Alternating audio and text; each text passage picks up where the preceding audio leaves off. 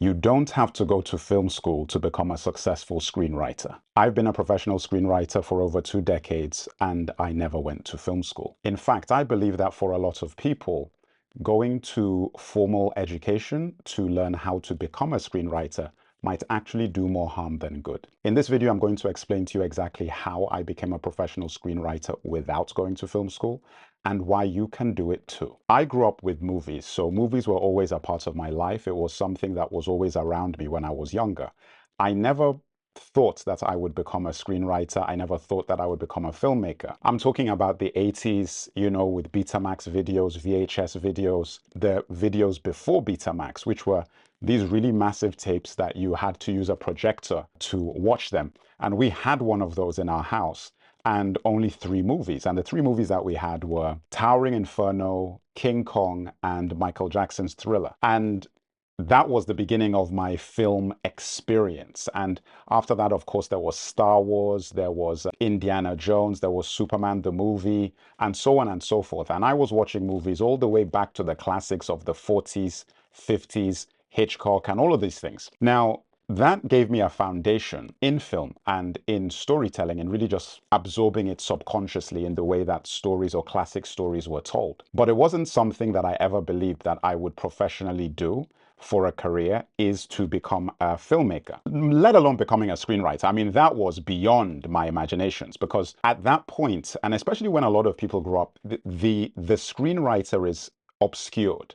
It's not somebody you see. They're not often on the red carpets. They're not often, if ever, on the magazine covers. They're not the people that are often getting interviewed when the movies get released. It's usually the actors, the directors, the producers, the composers, people like that. So the screenwriter, who is actually doing one of the most important jobs in the film, much like the film editor, is pretty much invisible in terms of the promotion and process of filmmaking to the general audience. So it wasn't a profession or a job that I really was aware of when I was growing up and a fan of movies. Fast forward, and I'm in university studying something completely different. And this is something that a lot of Africans will empathize with. If you're from Africa, you're doing one of 3 things. You're going into business, you're going into law, or you're going into medicine. If you're not doing any of those 3 things, African parents pretty much don't want to know. Going to film school was beyond comprehension. Even though the university I went to had a renowned film school, it wasn't anything that I ever even considered was a possibility, regardless of my affinity for movies. So I got there and I actually ended up doing something completely different. I was a literature student. I was studying English, literature, and philosophy, which is interesting in and of itself because it's not something I ever used once I graduated. And it wasn't until I got a phone call from somebody who was asking me that, hey, what are you going to do when you graduate? And I said, I haven't got a clue. I have no idea, because I just hadn't conceptualized what my career path would be from being an English and philosophy student into anything that was remotely professional, let alone something that would make me any money. So the person I was talking to said that, listen, you have a lot of great stories, because I was always a storyteller, telling stories when I was growing up and so on. You've always been a storyteller and you love movies, so why don't you make a movie? And I was like, wow, I'd never considered that. In order for me to make a film, I needed a script, a screenplay to make the movie. So that was the beginnings of my career as a screenwriter, because I said, I've got to now go away and write a script so I can make a movie. So initially, I actually really wanted to be a director. I wanted to be a filmmaker. And the act of writing a script was a means to an end. So I didn't have any knowledge of how to write a script. I'd never written a script before. I'd never even read a script before, never seen one before. I looked at a couple of books and then I talked to the assistant director who I'd gotten for this film. This was a student film, by the way. This was a very, very low budget movie, $9,000 movie that I'd, got in my student credit card. I applied for the student credit card on campus, got about $5,000 from that, borrowed money from friends, family, and cobbled together $9,000. And I said, okay, look, for me at that time, I'm a teenager, I'm young, in university. That was a hell of a lot of money, more money than I'd ever had in my life, $9,000. And I needed a script. So I went and I wrote this script while going to classes that wasn't film school, going to class, doing other things, and writing this script on the side. And I didn't have a screenwriting piece of software. So what I did was the assistant director actually created a sort of script with Word for Windows that mimicked screenwriting software, and that was how I wrote the script. Now, this is to tell you that had I looked at the obstacles in front of me and given up at that point, I would never have become a screenwriter, because it didn't seem possible from where I was standing at that point to do it.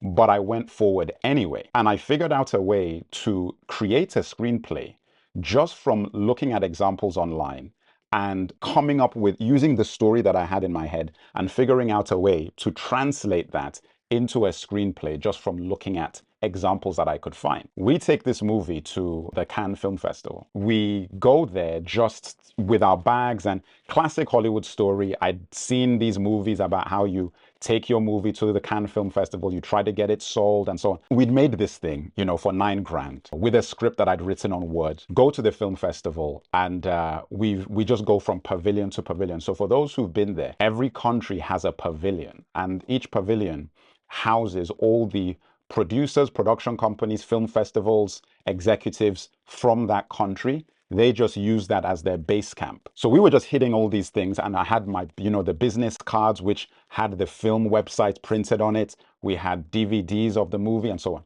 And we're just hitting these things and dropping them off. We go to the Italian Film Festival, and I'm actually looking for the Venice Film Festival. That's actually what I was looking for. And the Venice Film Festival person wasn't there, and there was some big premiere that was happening. And then there was a festival next to them called the Taormina Film Festival, and that was a festival that is a classic film festival from decades and decades old, where Alfred Hitchcock, Steven Spielberg, and all these guys used to launch their movies in the 60s. So I hadn't heard of it. And then they gave me a brief history of the festival. They said, listen, this is something you should apply to as well. Like this was the Cannes in the former era, before Cannes was Cannes. So I then got a business card out, left a DVD, and wanted to submit this. And the person said, okay, look, when the festival director is back, we will give it to him, so just leave your phone number. And I tried to write my phone number on this card, and the pen didn't work. And they didn't have another pen. And I was like, oh my goodness, like, how am I going to leave you my number? And this is the days of before iPhones, before any of these things. These were just the basic cell phones that we had. So it wasn't smartphone times or anything like that. And I was like, oh my goodness, what am I going to do? So I got the pen and I used it to grind my phone number into the card so that it formed an indentation of my number. And then I told the person that, listen, when the festival director comes, just angle the card to the light like this. And if you angle the card to the light, you're going to be able to see the number. It was that crazy. Now, when I left that pavilion, I said, there is no way I'm ever going to get a call back. There is just absolutely no way I'm getting called back. I go back to New York, I'm sitting in my place. And when I get back, there's an email and saying that the festival director watched the movie and wants to invite me to the festival. Would I accept? And I was like, oh my God, wow. And they'll fly you to Italy. They'll put you up. They'll do all that. I was like, oh my goodness, I'm going to Sicily. So I accepted. And the funny thing about this, and this is tied to how I broke into the industry, was off this little film that I wrote on Word for Windows that I made for $9,000 while in school, not as a film student, but as an English literature student, that I made on the side, that I took to the Cannes film market, not in the festival, hitting all these pavilions, left my phone number ground in indentation on a business card, had ended up getting me a acceptance to a major film festival. And they made the film the opening film of the festival, the opening movie. And the closing film of the festival was Christopher Nolan's Batman Begins for its Italian premiere. Fantastic experience. It was the opening movie, did all these interviews, press junkets. It was unbelievable. What ends up happening at the festival is that the journalists come and the film is featured in Variety magazine because it's a $9,000 student film that opens the festival, and the closing film was a $153 million studio film, Batman. And they were talking about the massive, dichotomy between these two films and showing what is achievable, for next to nothing, which is the reason why the guy actually put the film in the festival in the first place, just to make that point. When that film got in there is when I started actually getting phone calls from people and correspondence to write scripts for people. And the crazy thing is I never wanted to be a screenwriter. So when I got these correspondences, I didn't really want to do it. I was like, no, I'm not a screenwriter, I'm a director. Like, why you, I don't want to write a script, whatever. But then I hit hard times, as everybody does who's an artist, and I needed money. So I accepted my first job, which was a $5,000 script by some random person, a producer who found me. And I wrote a screenplay, and that was my first commissioned work as a screenwriter. It felt pretty amazing because I made 5,000, which is peanuts for a writer, if you're a professional. But for me, that money was over half of the budget of my movie that I'd made as a student. So for me, it was such a big triumph to have that. And it was the first time that I thought of myself as like a professional, because somebody had actually given me a contract and paid me to write a screenplay for them. And it was a very satisfying feeling that somebody believed in my abilities that much that they were willing to exchange money for it. And I was a person that had not gone to film school. And this is the interesting statistic of this. Most of the film students that were in film school when I was in university hadn't made a movie by this point, and most definitely hadn't sold a script if they were studying screenwriting by this point. So I sold something professionally before pretty much anybody that I'd gone to school with who had gone to film school had done. And the reason why this is an important thing to remember if you're trying to get into this business is that it really doesn't matter what your obstacles are. I didn't go to film school not because of financial reasons, but because of cultural reasons. For you, it might be purely financial because it's very expensive.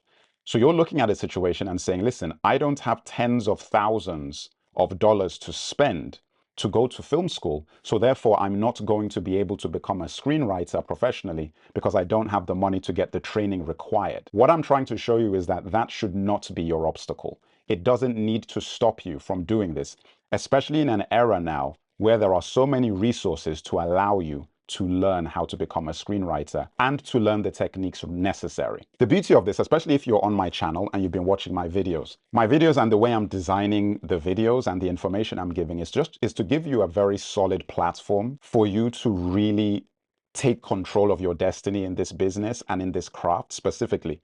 Not even the business side, but let's just say the craft of screenwriting. After I did that and I wrote this first script, I really didn't catch the bug of becoming a screenwriter at that point. I was an independent director. I was indie. I was scraping and scratching for pennies and trying to find people who would invest and support my projects and looking for the money and looking for investors. I was doing all of these things. I then wrote another script to make my next film. And there's a lesson in this. You see, I didn't wait for somebody to commission me to write another screenplay in order to make a film. I just went out and wrote another one because I wanted to make a movie. That is what is known as spec scripts, and I will dedicate, that is an entire video, an entire module, an entire situation that we will deal with, because it is by far the most powerful tool in your tool belt as an aspiring screenwriter, is understanding what spec scripts are, the power of spec scripts, how to use spec scripts, and the ways in which spec scripts can really direct your career and direct your opportunities and position you correctly to make the best of the opportunities when they come. I made another, wrote another spec script, and spec script means that it's speculative, you're not being paid, it's free, you're just doing that based on your research and what you want to do. So I did another spec script, and this was for another movie, and I got an actor, got the money, very, very difficult to get this money. Had to go to Nigeria and go all over the place because I couldn't get the support in the UK or the US. Put all this money together, and it was very, very low budget. Came back, shot this movie, and this movie got into another big festival again. It was the real first pro script I'd written. This was like a professional film, pro script that I'd written. So I go to the Tribeca Film Festival. That was the festival that I went to, and it was amazing. It was an amazing experience. I met Robert De Niro for the first time. Now I've met him a few times, but that was the first time I'd met him. And it was a very surreal experience. And it was all of a spec script I'd written. Again, something I'd just done for free, managed to put the money together and so on. Again, the point I'm making, and listen to the through line of this. Had I said, oh, I wrote a script before, it didn't launch my career, I will not write another one, I wouldn't have been in that position. Had I said that I'm not good enough, I wouldn't have been in that position. Had I said people will ridicule this, because I got slammed for my first project, by some people. Some people liked it, some people didn't. But there was criticism and praise on both sides, but I didn't let the criticism prevent me from trying again, getting back up, dusting my shoulders off, and going for it again. Went to this festival, big premiere. The premiere ends. I'm in the crowd, and an agent comes up to me, a manager. He gives me his card, and he says, "Great movie. I'm from this agency in Hollywood. Do you have an agent?" I'm like, "No, I don't have an agent. I had no manager, no representation whatsoever." He said, "Listen, enjoy yourself in this. When things calm down, come to Hollywood, give me a call. I would love to talk to you about representation." This was completely career altering, and I didn't realize how much at that point. I then go to Hollywood after the festival is over. I get signed to them, and then I really started understanding what managers and agents do. They're the salespeople. They're the people who sell. So when I got in there, they then met with me and started having conversations about structuring. What kind of writer are you? What kind of filmmaker are you?